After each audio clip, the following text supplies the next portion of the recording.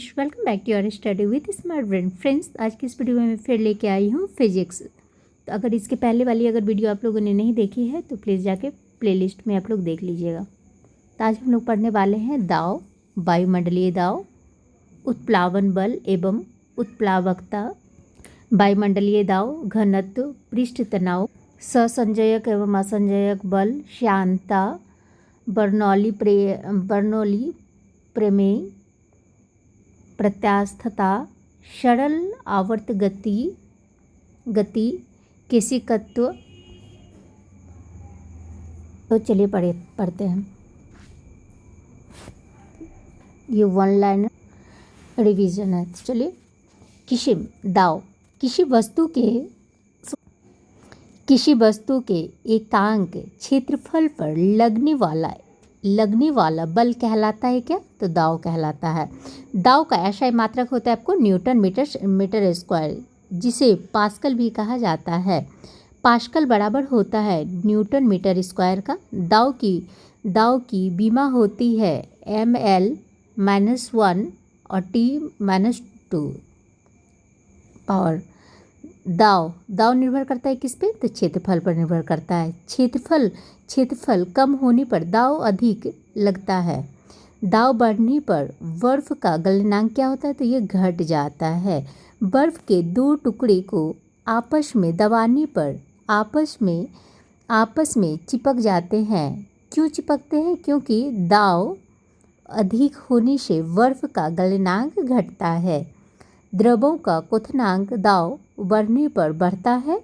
जब एक गैस के पात्र में दबाव बढ़ाया जाता है तो उसका द्रव्यमान स्थिर रहेगा। वायुमंडलीय दाव है क्या? तो ये हो गया आपको पारे के 760 मीटर ऊंचे स्तंभ द्वारा पड़ने वाला दाव है। समुद्र तल पर औसत वायु दाव होता है कितना? तो ये हो गया आपको 76 सेंटीमीटर या 70 मतलब 76 हो गया या तो 760 मीटर। वायुमंडलीय दाव मापा जाता है बैरोमीटर से। वायुमंडलीय दाव की इकाई होती है बार। 1 बार बराबर होती है 10⁵ Nm। पृथ्वी की सतह से ऊपर जाने पर वायुमंडलीय दाव कम हो जाते हैं। साबुन के बुलबुले के अंदर का दाव वायुमंडलीय दाव से अधिक होता है। जब किसी झील की तली से उठकर वायु का बुलबुला ऊपरी सतह पर आता है तो उसका आकार बढ़ जाएगा। वायुयान में बैठे यात्री के फाउंटेन पेन से स्याही रिसने लगती है क्योंकि ऊपर वायु दाव कम होता है। पहाड़ों पर खाना बनाने में कठिनाई होती है क्योंकि ऊपर वायु दाव कम होती है। बैरोमीटर के पाठ्यांक का अचानक गिरना संकेत देता है आंधी तूफान आने की। बैरोमीटर के पाठ्यांक का धीरे धीरे गिरना संकेत देता है क्या? तो ये हो गया आपको वर्षा होने का। बैरोमीटर के पाठ्यांक का धीरे धीरे ऊपर चढ़ना संकेत देता है आपको मौसम साफ होने का। वायु में जल की उपस्थिति कहलाती है आपको आर्द्रता। अपेक्षित आर्द्रता मापी जाती है हाइग्रोमीटर से। ताप बढ़ने पर अपेक्षित आर्द्रता बढ़ती है। नेक्स्ट हम लोग पढ़ेंगे उत्प्लावन बल एवं उत्प्लावकता। द्रव का वह गुण जिसके कारण वह वस्तुओं पर ऊपर की ओर एक बल लगाता है उसे कहते हैं उत्प्लावन बल कहते हैं। जब कोई वस्तु द्रव में अंशतः या पूर्णतः डुबोई जाती है तो वस्तु के भार में कमी प्रतीत होती है, जिसे उत्प्लावन बल के कारण। लॉ ऑफ फ्लोटिंग का उत्प्लावकता या प्लवन का सिद्धांत किसने दिया था? ये दिया था आपको आर्किमिडीज ने दिया था। प्लवन के नियम के अनुसार संतुलित संतुलित अवस्था में तैरने पर वस्तु अपने भार के बराबर द्रव्य विस्थापित करती है। उत्प्लावन बल निर्भर करता है किस पे? तो द्रव के ऊपर निर्भर करती है, द्रव के घनत्व तथा द्रव के डूबी वस्तु के आयतन पर। यदि पिंड का घनत्व द्रव के घनत्व से अधिक हो तो वह पिंड उस द्रव में डूब जाएगा। नेक्स्ट क्या है? तो अब देखेंगे हम लोग क्या घनत्व। किसी पदार्थ के इकाई आयतन में निहित द्रव्यमान कहलाता है आपको घनत्व कहलाता है। घनत्व बराबर होता है द्रव्यमान और आयन का। घनत्व का ऐसा मात्रक हो गया आपको किलोग्राम मीटर स्क्वायर। घनत्व की बीमा होती है आपको ml पे पावर -3। अपेक्षिक घनत्व मापा जाता है हाइग्रोमीटर से। दूध की शुद्धता मापी जाती है लैक्टोमीटर से। हाइग्रोमीटर और लैक्टोमीटर किस सिद्धांत पर कार्य करता है? तो ये हो गया आपको प्लवन के सिद्धांत पर कार्य करते हैं। जल में अशुद्धियाँ या लवण मिलाने पर जल का घनत्व बढ़ता है। समुद्री जल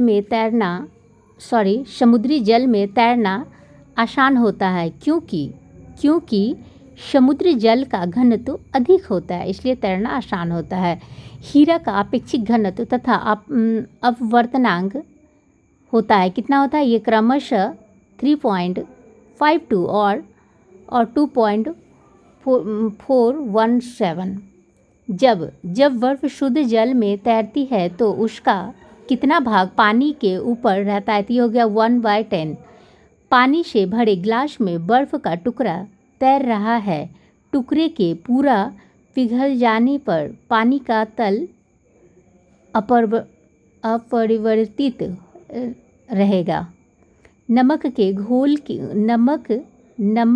घोल में अंडा तैरता है। क्यों तैरता है? क्योंकि नमक के घोल का घनत्व अंडे के घनत्व से अधिक होते हैं, इसलिए तैरता है। दूध से क्रीम निकालने पर घनत्व ये बढ़ जाते हैं। जल का घनत्व अधिकतम तथा आयतन न्यूनतम होता है किस पे? तो हो गया आपको 4 डिग्री सेल्सियस पर। किसी वस्तु की मात्रा बदलने पर अपरिवर्तित रहता है क्या? तो ये हो गया आपको घनत्व। लोहे का एक गोला पहाड़ी पर तैरता है किंतु पानी में डूब जाता है क्योंकि लोहा अपेक्षिक घनत्व पानी से कम होता है किंतु पानी से अधिक। बादल वायुमंडल में तैरता है क्योंकि वायु की तुलना में बादलों का घनत्व कम होती है। पिघलने पर बर्फ का आयतन घटता है। जमने पर पानी का घनत्व बढ़ता है। जमने पर पानी का आयतन बढ़ता है। ठंडे देश में पानी की पाइपें फट जाती है। क्यों फटती है? क्योंकि जमने पर पानी का आयतन बढ़ता है। हवा का वाष्प घनत्व होता है, कितना होता है आपको? 14.4। अब नेक्स्ट हम लोग क्या देखेंगे? पृष्ठ तनाव के बारे में। द्रव के स्वतंत्र पृष्ठ में कम से कम क्षेत्रफल प्राप्त करने की प्रवृत्ति को कहते हैं आपको पृष्ठ तनाव कहते हैं। पृष्ठ तनाव का कारण है अणुओं के बीच सहसंयोजक बल। द्रव बूंद की संकुचित होकर न्यूनतम क्षेत्र घेरने की प्रवृत्ति होती है पृष्ठ तनाव के कारण। पृष्ठ तनाव का मात्रक होता है न्यूटन मीटर। पृष्ठ तनाव की बीमा होती है ml पे पावर -2 और t पे पावर -2। द्रव का पृष्ठ तनाव निर्भर करता है किस पे? ये हो गया आपको द्रव की प्रकृति एवं ताप पर। द्रव का ताप बढ़ने पर पृष्ठ तनाव घटता है। द्रव में घुलनशील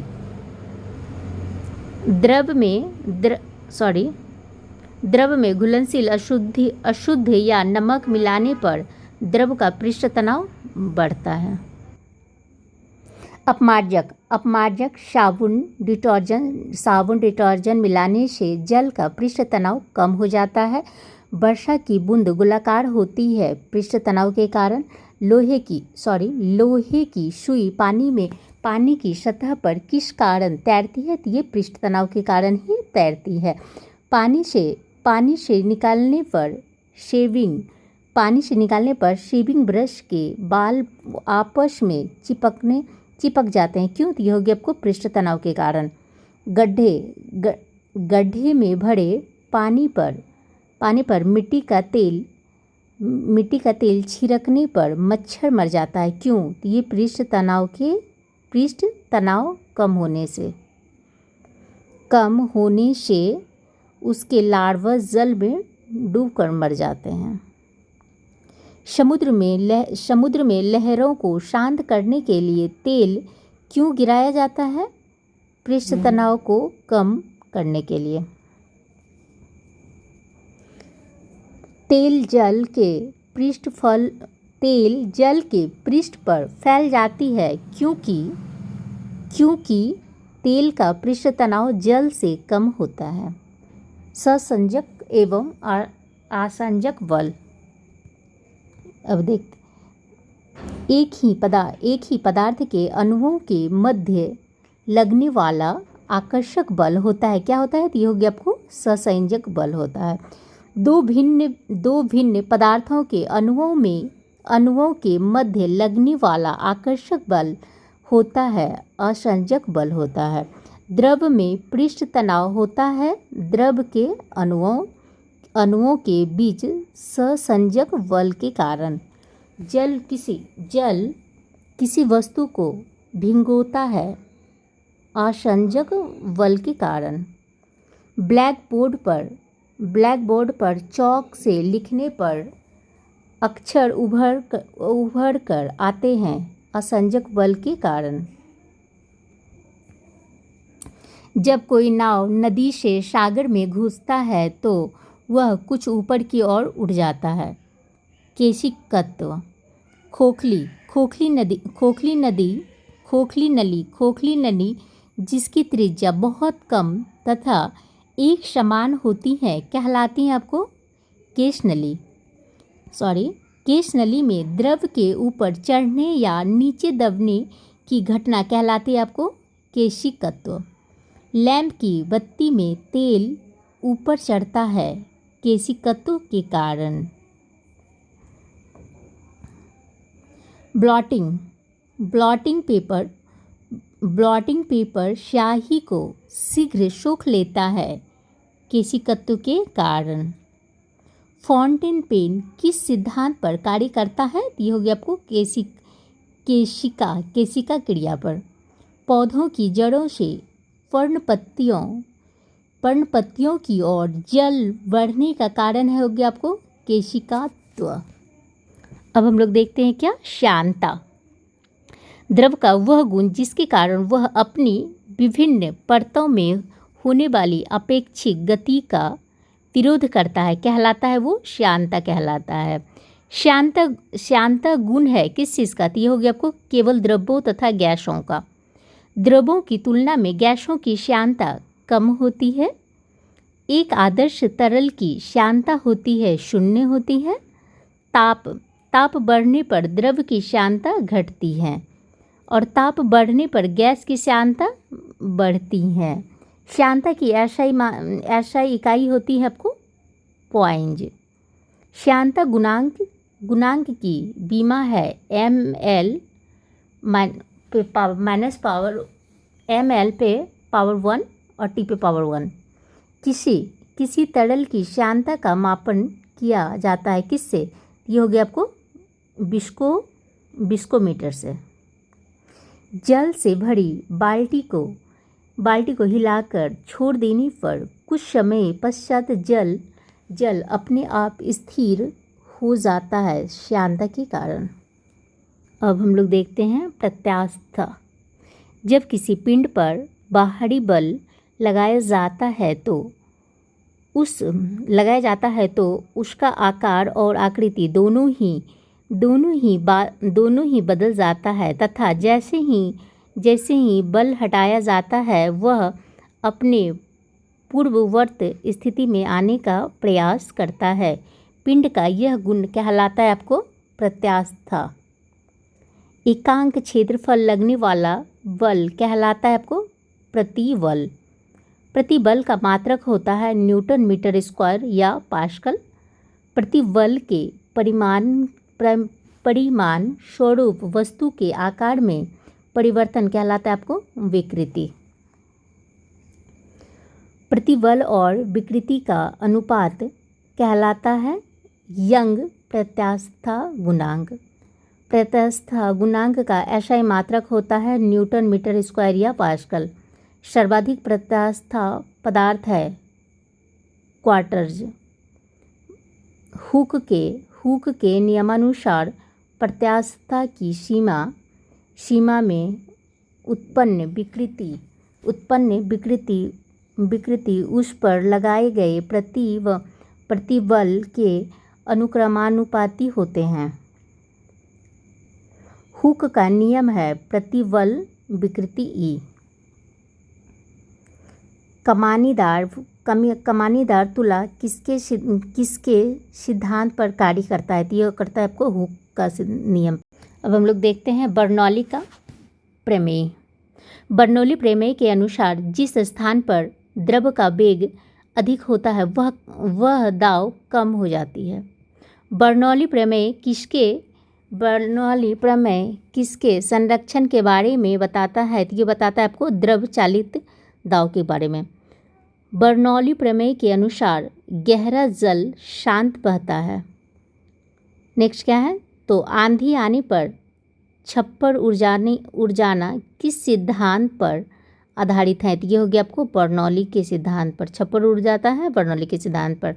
आंधी आने पर टीन की छत या छप्पर उड़ जाते हैं क्योंकि ऊपर का वायुमान नीचे की वायुमान दाव से कम होती है। वायुयान के ऊपर उठने एवं फुहारा कार्य करता है किस पे? तो बर्नौली के सिद्धांत पर करता है। स्टैंड स्प्रे आधारित है बर्नौली के सिद्धांत पर। बुनसेन वर्नर किस सिद्धांत पर कार्य करता है? तो ये करता है आपको बर्नौली के सिद्धांत पर करता है। द्रव के प्रवाह की दर को मापा जाता है बेंचुरीमीटर से। द्रव चालित ब्रेक हाइड्रोलिक ब्रेक कार्य करता है किस पे? तो पास्कल के सिद्धांत पर। नेक्स्ट हम लोग देखेंगे सरल आवर्त गति। किसी पिंड की सामान्य स्थिति के इधर उधर गति करने को कहते हैं क्या? दोलन की गति कहते हैं। एक दोलन पूरा करने में लगा समय कहलाता है आपको आवर्तकाल या मात्रक सेकंड। कंपन करने वाली वस्तु एक सेकंड में जितना कंपन करता है उसे कहते हैं आवृत्ति कहते हैं। आवृत्ति का मात्रक होता है हर्ट्ज या हर्ट्ज। एक माध्यम से दूसरे माध्यम में जाने पर ध्वनि की आवृत्ति नहीं बदलती है। सेकेंडी लोलक का आवर्तकाल होता है आपको 2 सेकंड। आवर्तकाल निर्भर नहीं करता है द्रव्यमान पर। स्प्रिंग को अपनी सामान्य लंबाई पर वापस लौटने के लिए लगने वाले बल को कहते हैं प्रत्यानयन बल। झूले पर एक व्यक्ति के स्थान पर 2 व्यक्ति बैठ जाएं तो आवर्तकाल अपरिवर्तित रहेगा। लोलक का आवर्तकाल निर्भर करता है किस पे? तो लोलक की लंबाई पर। लोलक की लंबाई बढ़ने पर आवर्तकाल बढ़ जाता है। कोई लड़की झूला झूलते खड़ी हो जाते। कोई लड़की झूला झूलते खड़ी हो जाए तो उसका आवर्तकाल घट जाएगा। किसी पेंडुलम की लंबाई दोगुनी करने पर उसका आवर्तकाल √2 गुना बढ़ जाएगी। जब लोलक की लंबाई चौगुनी की जाती है तो उसका आवर्तकाल हो जाएगी क्या, तो ये दुगुनी हो जाएगी। किसी लोलक घड़ी को पृथ्वी तल से ऊपर या नीचे ले जाया जाए तो घड़ी का आवर्तकाल बढ़ जाएगा। लोलक घड़ियाँ गर्मियों में सुस्त हो जाती है क्योंकि लोलक की लंबाई बढ़ जाती है। अनुप्रस्थ तथा अनुदैर्ध्य है यांत्रिक तरंगे। जल तरंगे होती है अनुप्रस्थ तरंगे। दो उत्तरोत्तर श्रृंग अथवा दो उत्तरोत्तर गर्त के बीच की दूरी कहलाती है आपको तरंग दैर्ध्य कहलाते हैं। तरंग दैर्ध्य का ऐसा ही मात्रक हो गया आपको मीटर या एंगस्ट्रम। एक एंगस्ट्रम बराबर होते हैं 10⁻10 मीटर। नेक्स्ट अब हम लोग देखेंगे ध्वनि का अध्ययन कहलाता है आपको एकास्मिक कहलाता है। एकास्टिक ध्वनि का वेग सर्वाधिक होता है आपको ठोस में होता है। ध्वनि की चाल न्यूनतम होती है आपको गैस में। ध्वनि गमन नहीं कर सकती है निर्वात में। विभिन्न माध्यम में ध्वनि के चाल का क्रम है ठोस, द्रव और गैस। ध्वनि की चाल सबसे अधिक किस ठोस में होता है, तो ये हो गया आपको एल्यूमिनियम में होता है आपको 6120 मीटर सेकेंड। किस गैस में ध्वनि की चाल सबसे अधिक होती है, तो ये हो गया आपको हाइड्रोजन में होता है 1284 मीटर सेकेंड। ध्वनि की चाल किस पर निर्भर करती हैं, तो ये करती हैं आपको माध्यम की प्रत्यास्था तथा घनत्व पर। हवा में ध्वनि का वेग होता है आपको 332 मीटर सेकेंड। और जल में ध्वनि की चाल होती है आपको 1483 मीटर सेकेंड। लोहा स्टील में ध्वनि की चाल होती है 5130 मीटर। डॉपलर प्रभाव संबंधित है ध्वनि से।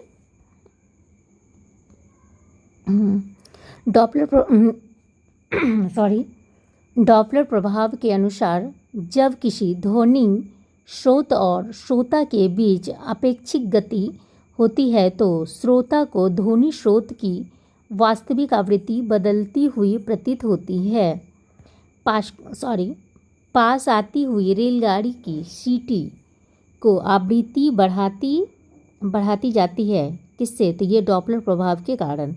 डॉपलर प्रभाव का उपयोग किया जाता है आकाशीय पिंडों के वेग ज्ञात करने में। किसी माध्यम में वस्तु की चाल एवं ध्वनि की चाल का अनुपात कहलाता है आपको मैक संख्या। पराध्वनि चाल सुपरसोनिक स्पीड की मैक संख्या होती है आपको 1 से अधिक। अति पराध्वनि चाल हाइपरसोनिक स्पीड की मैक संख्या होती है आपको 5 से अधिक होती हैं। ध्वनि की तीव्रता मापने के लिए प्रयोग किया जाता है ऑडियोमीटर का किया जाता है। पानी के अंदर ध्वनि सुनने वाला यंत्र कहलाता है आपको हाइड्रोफोन। ताप बढ़ने से ध्वनि की चाल बढ़ती है। वायु में प्रति 1 डिग्री सेल्सियस ताप बढ़ने पर ध्वनि की चाल कितना बढ़ जाती है, तो ये बढ़ जाती है आपको 0.61 मीटर पर सेकेंड। दाव का ध्वनि की चाल पर कोई प्रभाव नहीं पड़ता। शुष्क वायु की अपेक्षा नमी युक्त आर्द्र वायु में ध्वनि की चाल हो जाती है अधिक होती है। ध्वनि का तात्पर्य निर्भर करता है आवृत्ति पर। महिलाओं की आवाज़ पुरुषों की अपेक्षा तीक्ष्ण होती है क्योंकि महिलाओं की आवाज़ का तात्पर्य अधिक होता है। ध्वनि तीव्रता की इकाई होती है आपको डेसिबल, जिसे डीबी से डिनोट करते हैं। विश्व स्वास्थ्य संगठन WTO के अनुसार मानव के लिए सबसे उपयुक्त ध्वनि तीव्र होती है कितना, तो ये होगी आपको 45 डेसिबल। साधारण बातचीत की ध्वनि तीव्रता होती है आपको 30 से 40 डेसिबल का। जोर से बातचीत की ध्वनि तीव्रता होती है 50 से लेकर 60 डेसिबल तक का। ध्वनि तीव्रता की वह अधिकतम सीमा जिसके ऊपर व्यक्ति सुन नहीं सकता है 95 डेसिबल। प्रतिध्वनि सुनने के लिए श्रोता एवं परावर्तक सतह की बीच की न्यूनतम दूरी होती है आपको 70 मीटर। प्रतिध्वनि का कारण होता है आपको ध्वनि तरंगों का परावर्तन। कान का ध्वनि का प्रभाव रहता है आपको 1 से लेकर 10 सेकंड तक। स्टेथोस्कोप किस सिद्धांत पर कार्य करता है? तो ये करता है आपको ध्वनि के परावर्तन पर। हृदय की धड़कन सुनने में हृदय की ध्वनि सुनते हैं किससे? स्टेथोस्कोप से। स्टेथोस्कोप की खोज किसने की थी? तो ये की थी आपको रेते लेनेक, जो कि फ्रांस से हैं। अब हम लोग पढ़ते हैं क्या? ध्वनि तरंगे। ध्वनि तरंग होती है अनुदैर्ध्य तरंगे। ध्वनि तरंग गमन करती है लंबवत 20 हर्ट्ज से नीचे की आवृत्ति वाली ध्वनि तरंगे कहलाती हैं अवश्रव्य तरंगे। 20 हर्ट्ज से लेकर 2000 हर्ट्ज की बीच की आवृत्ति वाली ध्वनि तरंगे कहलाती हैं आपको श्रव्य तरंगे। 20,000 हर्ट्ज से ऊपर की आवृत्ति वाली ध्वनि तरंगे कहलाती है आपको पराश्रव्य तरंगे। सोनार तकनीक में उपयोग होता है क्या? पराश्रव्य तरंगे का उपयोग होता है। पराश्रव्य तरंग को कौन सुन सकता है? तो ये सुन सकता है आपको कुत्ता, बिल्ली, चमगादड़, उसके बाद डॉल्फिन मछली। हमारा कान सुन सकता है श्रव्य तरंग को। ध्वनि तरंग में कौन सी घटना घटित नहीं होती है? ये हो गया आपको ध्रुवन का। अब नेक्स्ट हम लोग पढ़ेंगे विद्युत चुंबकीय तरंगे। वे तरंगे जिन्हें संचरण के लिए भौतिक माध्यम की आवश्यकता नहीं होती है कहलाती हैं विद्युत चुंबकीय तरंग।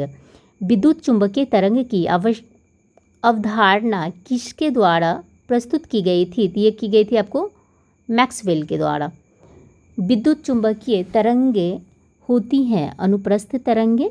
विद्युत चुंबकीय तरंगे बनी होती है फोटोन की एक्स किरणें, गामा किरणें, अवरक्त विवरण, पैरावैगनी किरणें, दृश्य विकिरण होती है किसमें? ये होती है आपको विद्युत चुंबकीय तरंग में। एक्स किरणों की खोज किसने की थी? ये की थी आपको WC रॉन्टर्ज ने। चिकित्सा क्षेत्र में तथा CT स्कैन में उपयोग किया जाता है एक्स किरण का। क्रिस्टल की संरचना ज्ञात करने में किस किरणों का प्रयोग किया जाता है? तो ये किया जाता है आपको एक्स किरण का। एक्स किरण के तरंग दैर्ध्य मापने वाला उपकरण है कौन? तो ये हो गया आपको बैंग स्पेक्ट्रोमापी। रात्रि दृष्टि उपकरण में प्रयोग की जाने वाली तरंगे कौन सी हैं? अवरक्त तरंगे। टीवी के रिमोट में प्रयोग होता है अवरक्त इंफ्रारेड तरंग।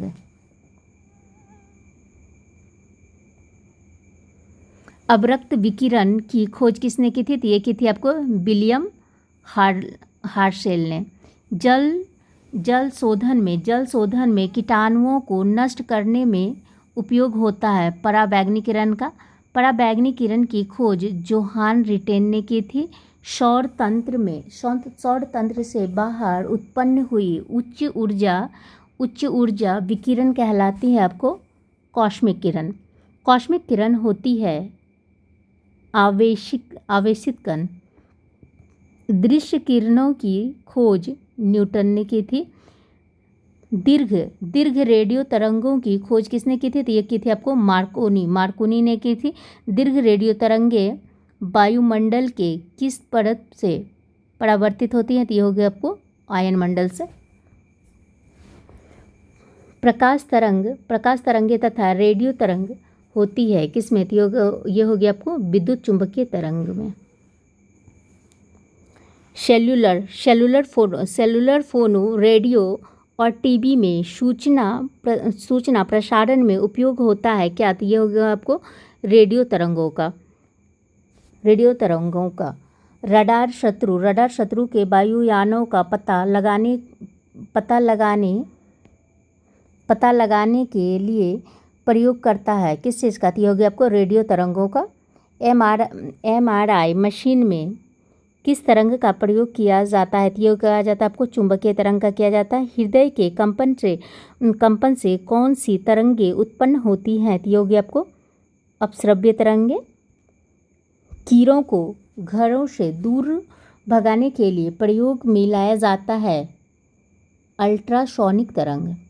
प्रकाश एवं विद्युत चुंबकीय तरंग की लंबाई का मात्रक होता है एंगस्ट्रम। Thank you friends. अब नेक्स्ट वाली जो है ना नेक्स्ट चैप्टर में पढ़ते हैं, नेक्स्ट वीडियो में पढ़ते हैं, क्योंकि काफ़ी लंबी वीडियो हो जाएगी नहीं तो।